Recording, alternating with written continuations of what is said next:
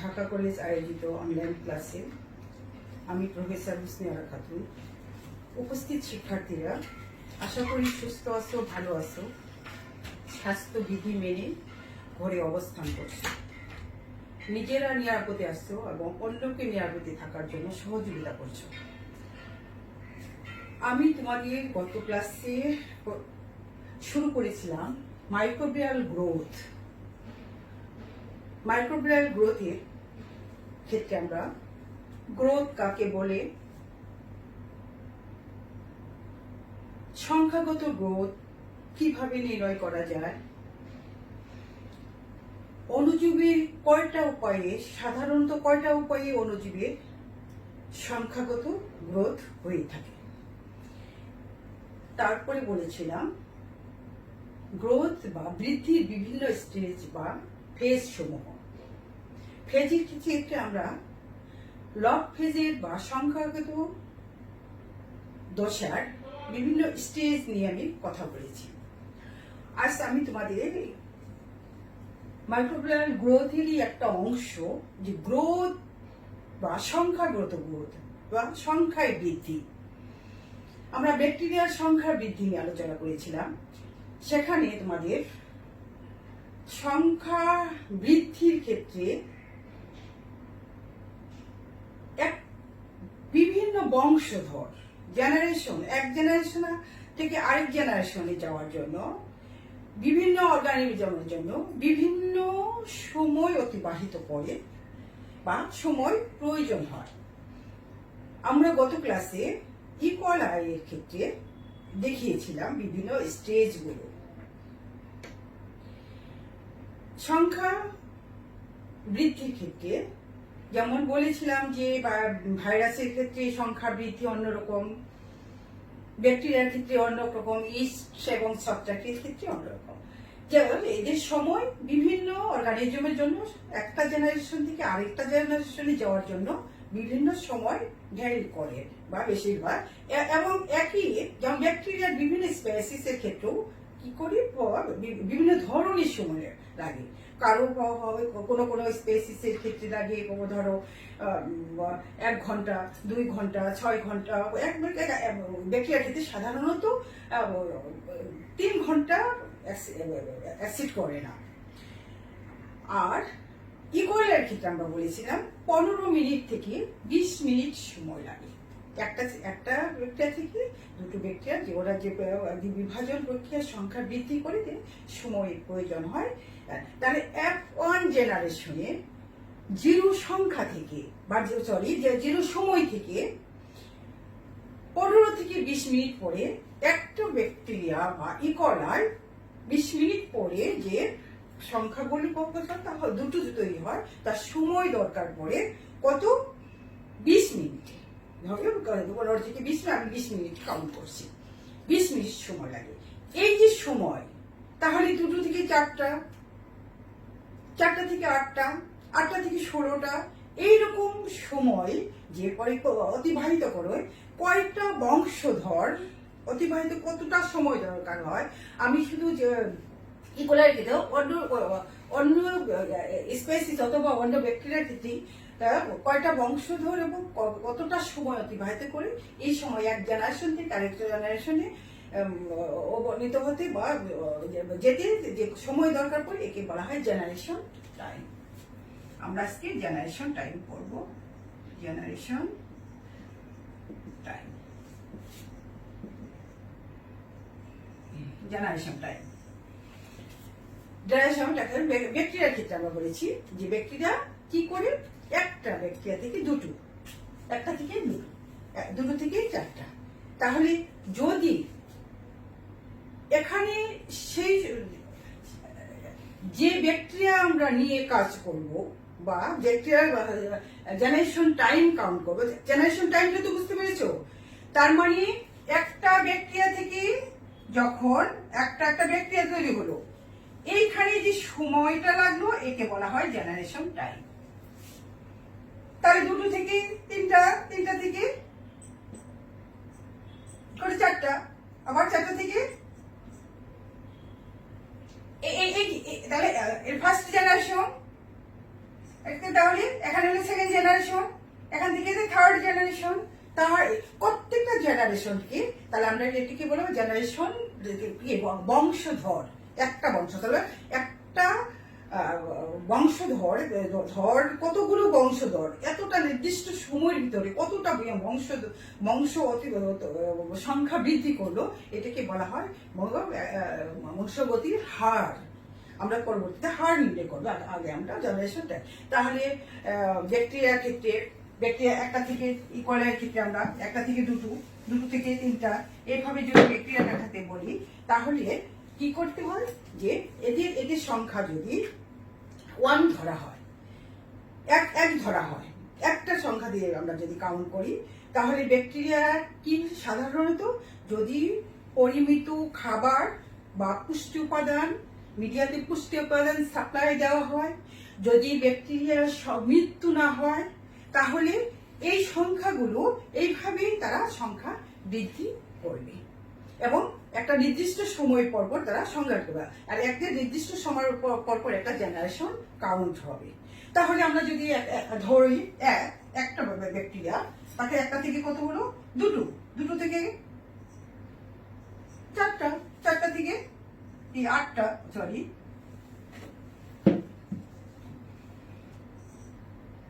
আটটা, আটটা থেকে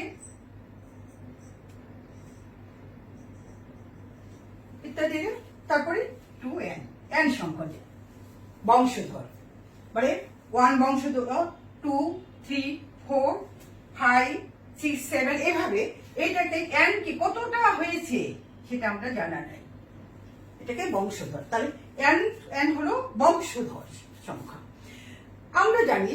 তাহলে এইভাবে যদি বলি তাহলে মোট কতটা সংখ্যা হলো আমরা তো জানি না, কতটা মানে বৃদ্ধি কত সংখ্যা, কতগুলো ব্যাকটেরিয়া তৈরি হয়েছে, কয়টা জেনারেশন অতিক্রম করেছে এবং কতগুলো ব্যাকটেরিয়া তৈরি হয়েছে। তাহলে আমরা ওই ব্যাকটেরিয়ার সংখ্যা যদি আমরা ধরি, ব্যাকটেরিয়ার সংখ্যা তোমরা লিখে নিবে, সংখ্যা যদি n ধরি, n মানে n সংখ্যক ব্যাকটেরিয়া এতগুলো জেনারেশনে বা এত সংখ্যা তৈরি হয়েছে, ব্যাকটেরিয়ার মোট সংখ্যা যদি আমরা n ধরি তাহলে n সমান, প্রথম যদি n সমান 1.2, তারপরে কি n.2 স্কয়ার, 2 স্কয়ার n, এখানে সংখ্যাটা কি হয় n, 0n, ওই n, তাহলে n যদি হয় তাহলে এই যে একটা কলোনির ভিতরে কখনো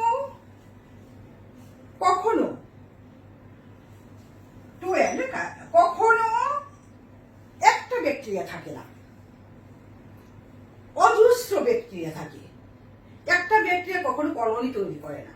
তাহলে আমরা যে রিসার্চ করছি বা কাজ করছি সেখানে কি করা হচ্ছে যে একটা মিনিমাম ব্যাকটেরিয়া থাকে, সেখানে 100 থাকতে পারে, 200 থাকতে পারে, 500 থাকতে পারে এবং 5000ও থাকতে পারে, সেটা আমরা জানি না, মানে প্রাথমিক সংখ্যা। তাহলে প্রাথমিক সংখ্যাকে আমরা কি করব, তাহলে n 2n মানে জেনারেশন সংখ্যাটা 2n, এখানে n সমান হলো বংশধর, লিখো কি বংশধর, এই যে 1, 2, 3, 4 বংশধর থেকে n সংখ্যক বংশধর, তাই না? এটা হলো বংশধর, কয়টা বংশের সংখ্যা। আর n সমান হলো মোট ব্যাকটেরিয়ার সংখ্যা, কতগুলো হয়েছে মোট ব্যাকটেরিয়া, ক্লিয়ার? n সংখ্যক।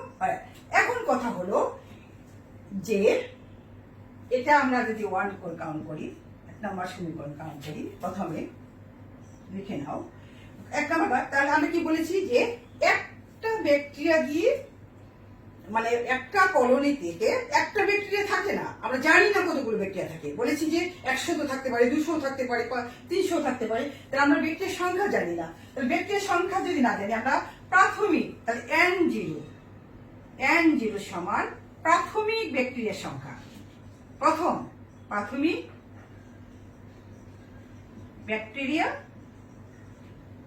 সংখ্যা। ছেলেরা বুঝতে পেরেছো কথাটা আমি কি বলতে চাচ্ছি? কারণ আমরা লগারিদমের মাধ্যমে প্রকাশ করব। কেন প্রকাশ করব? লগারিদম আমরা কখন ইউজ করি? যখন ইকুয়াল থাকবে, একটা নির্দিষ্ট থাকবে, তাহলে তার মানে 2, একটা ব্যাকটেরিয়া থেকে দুটো হয়, আবার একটা ব্যাকটেরিয়া থেকে দুটো, আবার একটা ব্যাকটেরিয়া থেকে দুটো হচ্ছে, এই যে আপনি বললেন। তাহলে আমরা যদি সমীকরণ এভাবে লিখি প্রাথমিক স্টেজে, তাহলে n সংখ্যক ব্যাকটেরিয়া, n ব্যাকটেরিয়া সমান n0.2n, সমীকরণ 2, ঠিক না? মানে প্রাথমিক অবস্থায় কতটা ব্যাকটেরিয়া থাকে।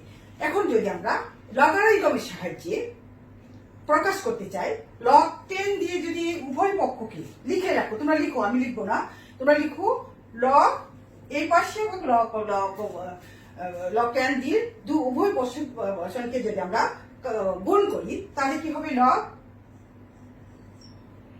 log 10n, তারপরে log 10n0 পূরণ হলে কি হয় তোমরা তো জানো, আমার চেয়ে ভালো জানো তোমরা, কারণ তোমরা অঙ্ক করে আসছো। তাহলে এটা কি হবে? গুণটা এটা হবে প্লাস, প্লাস হয়ে গেলে কি হবে? n log 10 2 square. ঠিক আছে, উভয় পক্ষকে আমরা কি করলাম? গুণ করলাম। তো গুণ করলে আর বা অর দাও, আমরা কি বের করবো? বংশধরের কিভাবে বংশধরটা আগে কাউন্ট করবো। বংশধর বলে আমরা টাইম জানবো যে বংশধর কয়টা বংশধর, মানে 10টা বংশধর। 10টা বংশধর যে টোটাল এনকে যদি আমি এই করি তাহলে কি টাইম বেরিয়ে যাবে, টোটালটাকে যদি বের করে দিই তাহলে বেড়ে যাবে। তো log 10 যদি দেয় তাহলে আমরা এন কে এই পাশে নিয়ে আসি, n log 10 টু স্কয়ার, তারপরে কি log 10 2 ধরে 2, এখানে কত হলো? এই পাশে যদি আমরা এই পাশে আনি করি এটাকে কি হবে? এটা মাইনাস হয়ে যাবে। তাহলে log 10 n minus log 10 n 0। বুঝতে পেরেছো? এখন হলো কি, আমরা এখানে n সমান log 10, আমরা ওই বোর্ড দেখিয়েছিলাম log 10 log 2 ইজ করতে আমরা কত আমরা গত ক্লাসে তোমাদের দেখিয়েছি n মাইনাস log, এটা কিন্তু log আমার 1 এর মতো l হচ্ছে, খেয়াল করবে 10 and 0। ঠিক আছে, এটা তাহলে কি আছে? log 10, এটার সময় আমরা কি করেছিলাম? কত ক্লাসে দেখিয়েছি তোমাদের বোর্ড, এবার চার্টে দেখিয়েছিলাম, চার্টের থেকে গেছে টোটাল সমান 0.301। গত ক্লাসটা ফলো করেছো যারা, তারা জানতে পারছো।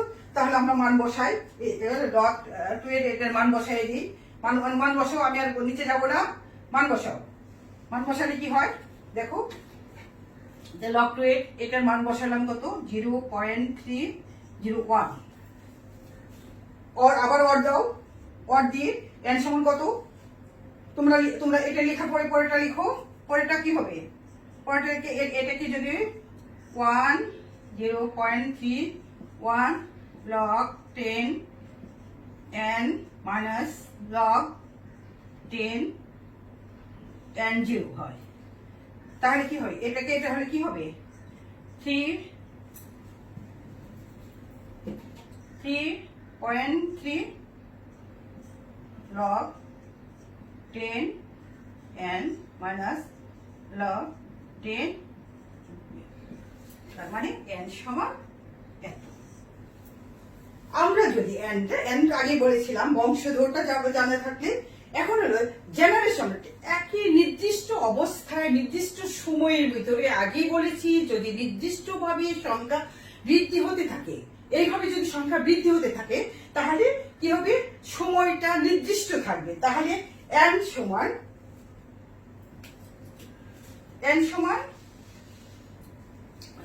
g সমান, g হলো জেনারেশন টাইম, g সমান টি তোমার সংযোগ আগেই বলেছি টি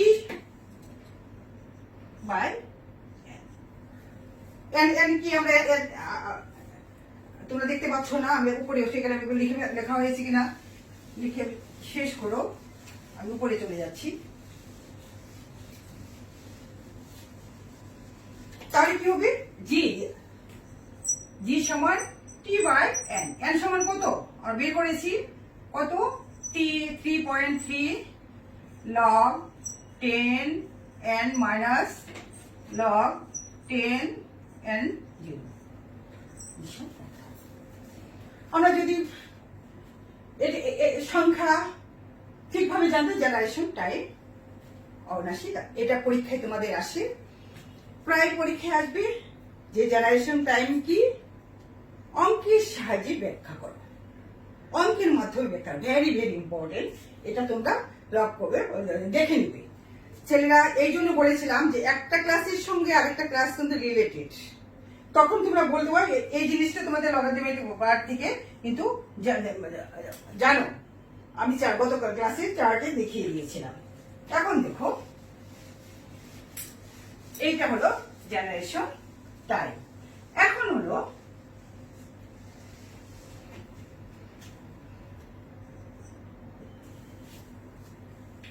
গ্রোথ রেট,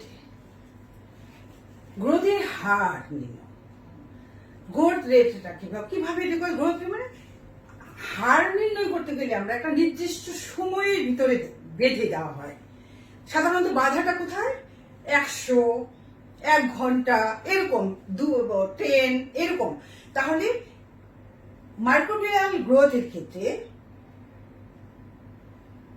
1 ঘন্টার মধ্যে যে অর্গানিজম গুলো কতগুলো বংশধর তৈরি করতে পারে বা কয়টা জেনারেশন তারা অতিক্রম করে, তার যে হার তাকে বলা হয় বৃদ্ধির হার, একে বলা হয় বৃদ্ধির হার।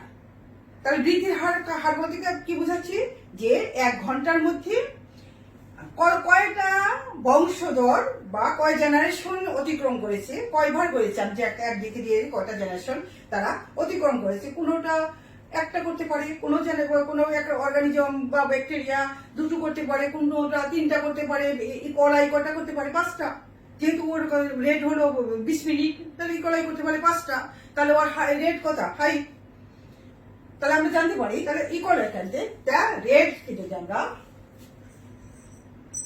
রেট সমান 1 এখানে বাই জি জেনারেশন, তাহলে জেনারেশন সমান কি 1 টি বাই এন সমান কি হয় n বাই টি। তুমি টি সময়টা জানতে পারলে সংখ্যা চাপে অবশ্যই হারটা নির্ণয় করতে পারবে, রাশি হার নির্ণয় করা সম্ভব হবে। ফ্রিকোয়েন্সিটা কি, এক একটা ফ্রিকোয়েন্সি এক এক রকম ফ্রিকোয়েন্সি, তার মানে অর্গানিজমের উৎপত্তি, তৈরি, উৎপাদনের যে হার সেটাকে বলা হয় ইল বলি, তাই না? তাহলে উৎপাদনের ফ্রিকোয়েন্সি দক্ষতা কতটা উৎপাদন করতে পারে, এটা ডিপেন্ড করে তৈরি বা ডিপেন্ড করে। তুমি ধানের খেতে দেখো, যে কোনো গাছের খেতে দাও, তার মানে কি যে গাছে তুমি খাবার বেশি দিবে, পুষ্টি উপাদান বেশি দিবে, সুন্দরভাবে পরিবেশন করবে, সুন্দর পরিবেশ দিবে, সেটার বৃদ্ধি সুন্দর হবে, সেখান থেকে ফলনও ভালো পাবে। ব্যাকটেরিয়ার ক্ষেত্রে তাই, অর্গানিজমের ক্ষেত্রে তাই। যদি মিডিয়াতে যদি তুমি ভালো পুষ্টি উপাদান ঠিকভাবে দাও, তাহলে কি পুষ্টি উপাদানটা যদি ঠিক দিতে হলে সেখান থেকে হারটাও ভালো পাওয়া যাবে, বা উৎপাদন যে উদ্দেশ্যে তুমি অর্গানিজম চাষ করেছো সেই উদ্দেশ্য ফুলফিল হবে। আর যদি সেখানে কমতি থাকে, তাহলে পুষ্টির সঙ্গে ইল্ডের সম্পর্ক, মানে অর্গানিজম বেঁচে থাকবে, উৎপাদন করবে। ইনসুলিনের কথা হলো যে অর্গানিজম যদি সাপ্লাই তৈরি করো, তাহলে তার কি ঠিকভাবে সে ইনসুলিন তৈরি করতে পারে। তাহলে ইন্ডাস্ট্রিতে, যে কোনো ইন্ডাস্ট্রিতে যখন আমরা ব্যাকটেরিয়াল ইকোনমিক ইম্পর্টেন্ট করেছি, যে কোনো একটা ইন্ডাস্ট্রিতে কিছু একটা তৈরি করতে চাই, অ্যাসিটিক অ্যাসিড বলো আর অন্যান্য অ্যাসিড বলো, যেগুলো আমরা এটা কি ইন্ডাস্ট্রিতে ব্যবহার করবো, শিল্প উৎপাদনের অর্গানিজমকে ব্যবহার করব। তাহলে অর্গানিজম ব্যবহার করতে হলে তাকে আমাকে কি করতে হবে, সুষ্ঠুভাবে খাবার দিতে হবে, তাকে সুষ্ঠু পরিবেশ দিতে হবে, মানে কোন ধরনের খায়, কোন মিডিয়াতে তার কোন পরিবেশে সে ভালো থাকতে পারে, সেটা যদি ঠিকভাবে দেওয়া যায় তাহলে সে ঠিকভাবে উৎপাদন দিতে পারবে। এটি হলো দক্ষতা। ক্লিয়ার হয়েছে? যদি কখনো তাহলে সংখ্যা বৃদ্ধি, ব্যাকটেরিয়ার ক্ষেত্রে সংখ্যা বৃদ্ধি আমরা কি করেছিলাম, যে কি ল্যাগ ফেজ এই পর্যন্ত সংখ্যা, তাহলে কি লগ ফেজ এইরকম যখন এটা দক্ষতা বেশি, এরকম যদি হয় জিগজাগ হচ্ছে তাহলে কি দক্ষতা কম, ব্যাকটেরিয়া বৃদ্ধিতে দক্ষতা কম। সুতরাং আমরা এই যে বৃদ্ধি যে দক্ষতা, তাহলে আমরা বুঝতে পেরেছি বৃদ্ধি তাহলে ব্যাকটেরিয়ার কন্টিনিউয়াস গ্রোথ। আমরা পরীক্ষায় আসি, আমরা জানবো যে কি কন্টিনিউয়াস গ্রোথ কাকে বলে। কন্টিনিউয়াস গ্রোথ, সিনক্রোনাস গ্রোথ বা কন্টিনিউয়াস গ্রোথ বা অবিরাম গ্রোথ। আমি এখনই বলছি যে অবিরাম গ্রোথ বলতে ব্যাকটেরিয়া দ্বিবিভাজন প্রক্রিয়ার সংখ্যা বৃদ্ধি করে। তার মানে তার পুষ্টি উপাদান যদি সঠিকভাবে না দেওয়া হয়, তাহলে ওই চারটা যে ফেজ গত ক্লাসে পড়েছি, সেই চারটা ফেজ দেখাতে পারে, চারটা ফেজ দেখাবে যদি খাবার ঠিক মতো না হয় বা সাপ্লাই যদি না হয়। যদি আমরা কোনো ইন্ডাস্ট্রিতে ব্যবহার করি, সাপ্লাই যদি দেওয়া হয় তাহলে কি করে উৎপাদন ঠিকভাবে হবে, যে উৎপাদন যে উদ্দেশ্যে আমরা ব্যাকটেরিয়াকে ইউজ করছি বা ব্যবহার করছি, সেই উদ্দেশ্য আমাদের ফুলফিল হবে। আর যদি সেখানে আমরা দিয়ে নেই, তাহলে আমরা কোন স্টেজটা, আমরা যে চারটে স্টেজ করেছিলাম, কি কি log phase, stationary phase and death phase, তাহলে এই চারটা ফেজের মধ্যে আমাদের কোন ফেজটাকে বেছে নিতে হবে, মানে চালু থাকতে হবে, কন্টিনিউয়াস করতে হবে, তাহলে আমরা কি করবে, আমাদের উদ্দেশ্য ফুলফিল হবে। কোন ফেজ? লগ ফেজ বা সংখ্যা বৃদ্ধির পর্যায়। সংখ্যা বৃদ্ধির পর্যায়টাকে সবসময় ঠিক রাখতে হবে, অথবা কি করতে হবে, পুষ্টি দেওয়া হবে, পলিউশন হবে, অথবা তার আগে আমরা এগুলো এই স্টেজগুলো দেখার জন্য আমরা কি ধরনের মিডিয়া ইউজ করেছিলাম, কি লিকুইড মিডিয়া। ল্যাবরেটরিতে যে মিডিয়াটা ইউজ করা হয়েছিল সেটা ছিল লিকুইড মিডিয়া। তাহলে আমরা কন্টিনিউয়াস গ্রোথের ক্ষেত্রে, হ্যাঁ, বা কন্টিনিউয়াস গ্রোথের ক্ষেত্রে আমরা কি করে করি, একটা ফিগার আসছে, দেখো এটা হচ্ছে স্ট্রেট, এটা এই এখানে দেখো, তোমরা পরীক্ষায় আসে এটা দেখবে,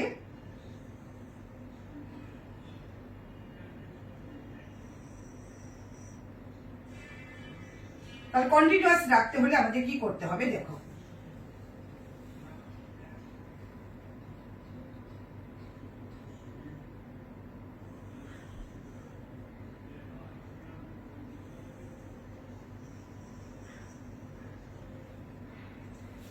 বিকার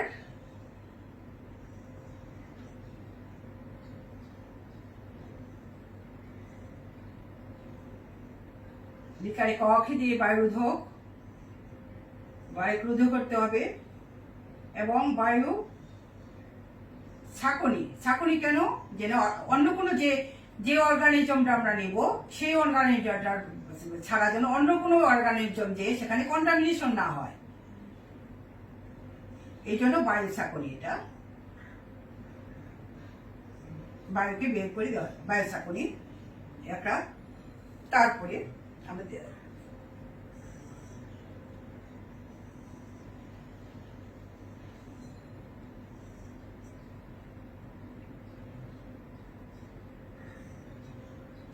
এখন বায়ু ছেড়ে দেবে,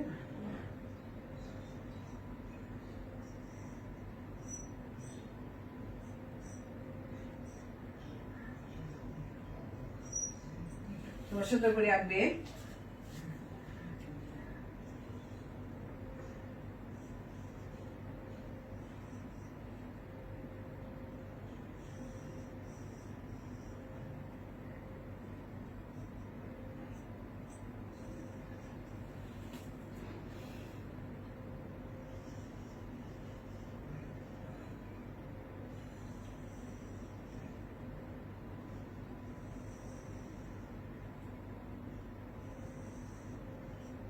সুন্দর করে রাখবে।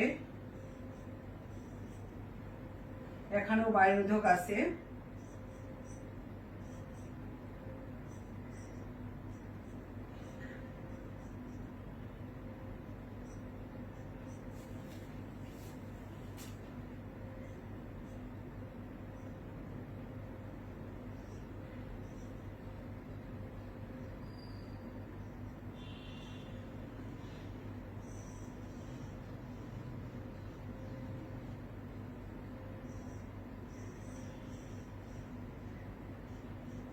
প্রবাহ নেই। এখানে দেখো এই একটা ফিগার কোন রকমের তোমাদের বোঝার সুবিধার জন্য আঁকলাম। একটা কন্টেনার, বেকার কন্টেনার, এটা হলো বায়ু নির্জীব কন্টেনার। নির্জীব মানে বুঝো তো, স্টেরাইল করা, জীবাণু মুক্ত, নির্জীব। নির্জীব মাধ্যম।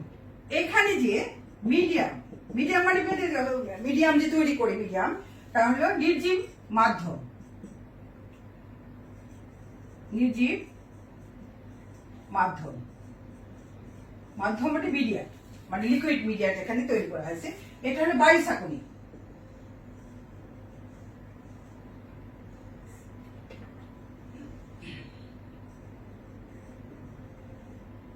বায়ু শাকনি, এটাও একটা বায়ু শাকনি, এটাও একটা বায়ু শাকনি, বায়ু শাকনি। এখানে বাইরে, এখানে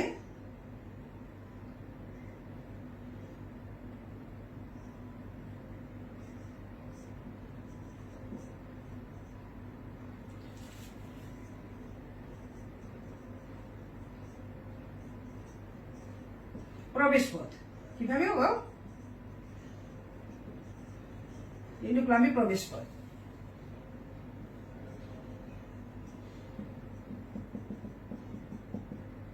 এটা আবাদ মাধ্যম, মাধ্যম।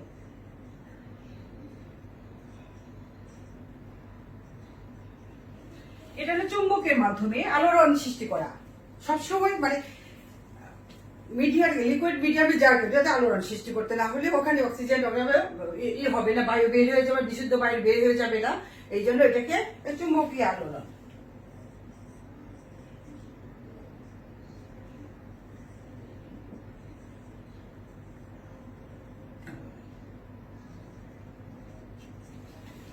এখানে হলো যে যে জিনিস চূড়ান্ত উৎপাদন, চূড়ান্ত ভাবে উৎপাদন হয়েছে, উৎপাদন আমরা যেটা চাচ্ছি চূড়ান্ত। এখানে হলো নমুনা সংগ্রহ। আমি তোমাদের বুঝাই দিচ্ছি তাহলে বুঝতে পারে। নমুনা সংগ্রহ কন্টিনিউয়াস কেন? নমুনা সংগ্রহ। এটাও একটা বায়ুরোধক, বায়ু শাকনি।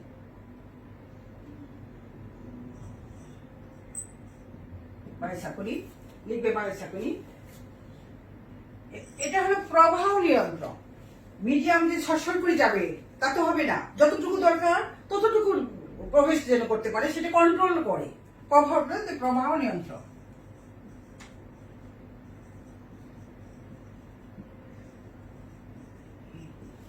আমরা যেটা বলছিলাম যে কন্টিনিউয়াস গ্রোথ, একটা অর্গানিজমের কন্টিনিউয়াস গ্রোথ ঠিক রাখার জন্য, কেন ঠিক রাখবো? যে উদ্দেশ্য আমাদের ইন্ডাস্ট্রিতে এই কন্টিনিউয়াস গ্রোথটা ঠিক রাখার জন্য এই একটা সিস্টেম আমরা ব্যবহার করতে পারি। এটা হলো কেমোস্ট্যাট সিস্টেম। এই সিস্টেমটা কিভাবে? যদি আমাদের এখানে নির্জীব একটা বিকার, নির্জীব বিকার মানে এখানে জীবাণু নাই, জীবাণু নাই, সেই জীবাণুর ভিতরে আমরা কি করব? এখানে নির্জীব মিডিয়া তৈরি করে মিডিয়া দিব। এখানে মিডিয়া দেওয়াতে এখানে কি করব? লিকুইড মিডিয়া এখান থেকে পাস করবে, পাস করিতে প্রবাহ তন্ত্র কতটুকু দরকার সেইটুকু দরকার, এটা নিয়ন্ত্রণ করবে, প্রবাহ নিয়ন্ত্রণ করবে। এটা হলো একটা ছাকনি। এই জায়গায় ইনোকুলাম। ইনোকুলাম কি? ইনোকুলাম তোমরা নিশ্চয়ই চিনো। ইনোকুলেশন, ইনোকুলাম মানে জার্ম, যে অর্গানিজম আমরা ইনোকুলেট করব, বা তৈরি করবো বা দিব, যে ব্যাকটেরিয়াকে আমরা ইনোকুলেট করবো। এই ব্যাকটেরিয়াকে এখান থেকে পাস করব, পাস করার পরে এখান থেকে মিডিয়া আসলো, এখানে মিডিয়াতে এই ব্যাকটেরিয়া আসলো, এখানে কি করবে, কি আবাদ হবে, মাল্টিপ্লাই করবে, সমানে মাল্টিপ্লাই করবে। তাহলে এখানে তোমরা তো পড়লে বুঝতে পারবে যে কতটুকু মিডিয়া এখানে লাগবে, কতটুকু। যদি আমরা মিডিয়া, লিকুইড মিডিয়া বেশি সাপ্লাই দেয়, তাহলে কি করবে, কন্টামিনেশনে কি কনসেন্ট্রেশন বেড়ে যাবে। কনসেন্ট্রেশন তাহলে আবাদ বা ইনোকুলামে ব্যাকটেরিয়ার সংখ্যা বৃদ্ধি হয়ে যাবে। সংখ্যা বৃদ্ধি হলে কি ঘনত্ব বেড়ে যাবে। তো ঘনত্ব বেড়ে হলে কি হবে, এখান থেকে বেরিয়ে আসবে, বেরিয়ে আসে যে উৎপাদন, যে হলো উৎপাদনে যেটা তুমি চাচ্ছ উৎপাদনটা এখানে এসে জমা হবে, লিকুইড এখানে জমা হবে। তার এখান থেকে কি করবে, এই জায়গায় যে কটা অর্গানিজম কখনো যদি বেশি হয় তবে বেরিয়ে যা ওভারফ্লো কর, তখন এই দিকতে আসার পরে এখান থেকে কি ওটা ভারী নিচ দিয়ে চলে আসবে, নিচ দিয়ে এখান থেকে সংগ্রহ করা হবে, এখান থেকে নমুনা সংগ্রহ করা হবে। আর এখানে সাকর যে বায়ু সাকর নেই, এই জায়গায় এসে চূড়ান্ত যে উৎপাদনটা এখানে এসে জমা হবে, এখান থেকে আমরা সংগ্রহ করবো। যেটা তুমি সংগ্রহ করে যে কোনো উৎপাদন সেটা সংগ্রহ করা হবে। এই প্রক্রিয়া কন্টিনিউয়াস চলতে থাকবে। তুমি সাপ্লাই দিবে, এখানে গ্রো করবে, এখান থেকে উৎপাদন তৈরি হয়ে এখানে বিকালে জমা হবে, এখান থেকে নবান্ন সংগ্রহ করবে, আবার ইনোকুলেট করবে, ইনোকুলেট দরকার পড়ে করবে, না হলে করবে না। অনেক সময় যদি লিকুইডের পরিমাণ বেড়ে যায়, বেড়ে গেলে কি হবে, লিকুইড বেড়ে হয়ে গেলে কি হবে, কনসেন্ট্রেশন হালকা হয়ে যাবে, মানে ব্যাকটেরিয়ার সংখ্যা কমে যাবে, মিডিয়ার সংখ্যা বেড়ে যাবে। তা করা যাবে না, যে কনসেন্ট্রেশনটা যেন ঠিক থাকে, সে নিয়ন্ত্রণ করা হবে, ওদের কন্টিনিউয়াস এটা চলতেই থাকে। এটাকে বলা হয় কন্টিনিউয়াস গ্রোথ।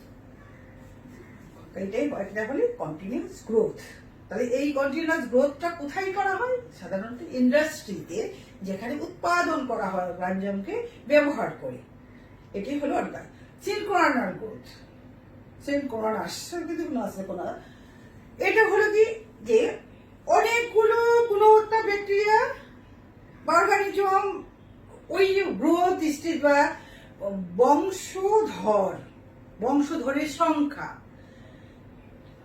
ল্যাবরেটরিতে রিসার্চ করতে গেলে কোন একটা স্পাইসিসের বিভিন্ন অর্গানিজমে বিভিন্ন স্টেজে অর্গানিজমের একই সময়ে যেন সংখ্যা বৃদ্ধি করে, তারকে কি করে একটা প্রসেসে আনাকে বলা সিনক্রোনাল গ্রোথ। মানে একসঙ্গে তার সংখ্যা বৃদ্ধি করবে, এটাকে বলা হয় সিনক্রোনাল গ্রোথ। ঠিক আছে, আমরা আগামী ক্লাসে সংখ্যাগুলো কিভাবে নির্ণয় করা যায় সেটা নিয়ে আলোচনা করব। আগামী ক্লাসেও আমাদের চলবে মাইক্রোবিয়াল গ্রোথ। এবং আজকে এই পর্যন্তই। তোমরা অবশ্যই প্রতিদিনের ক্লাসটা কতদিন ফলো করবে এবং সঙ্গে সঙ্গে শিখে ফেলবে, দেখে নিবে বই দেখে। কখনো যদি তোমাদের বুঝতে অসুবিধা হয়, এই ক্লাসগুলো প্রতিদিন তোমরা যখনই তোমাদের বুঝতে হবে ইউটিউবে যেয়ে দেখে নিবে, তাহলে তোমাদের কনফিউশন গুলো ক্লিয়ার হয়ে যাবে। ঠিক আছে, ভালো থাকো, সুস্থ থাকো এবং ঘরে অবস্থান করো। এই বলে আমার ক্লাস শেষ করছি।